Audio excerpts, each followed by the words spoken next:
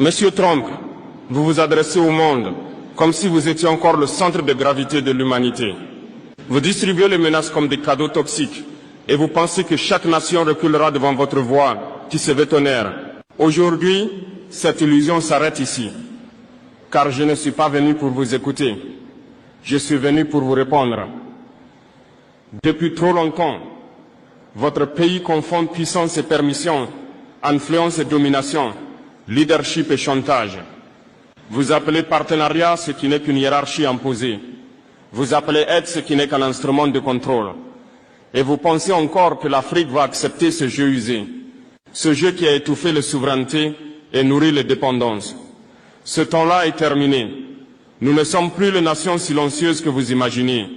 Je vous le dis clairement, Monsieur Trump, l'Afrique n'est plus un décor dans votre théâtre. Elle n'est plus une figuration dans votre récit de puissance. Le continent que vous regardiez avec condescendance devient un continent qui vous parle d'égal à égal. Et cette égalité, vous devrez l'accepter, que cela vous plaise ou non. Vous annoncez des sanctions comme s'ils étaient des sceaux sacrés. Vous menacez, vous sermonnez, vous dénoncez. Mais vous oubliez une chose simple. Un peuple qui choisit sa liberté n'a plus peur des privations. Vous pouvez couper ce que vous voulez, fermer ce que vous voulez, retirer ce que vous voulez. Vous ne pouvez pas arrêter ce que nous sommes devenus, des nations debout.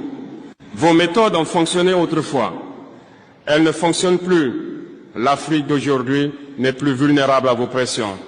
Elle a des partenaires multiples, des ambitions propres, une conscience nouvelle de sa valeur.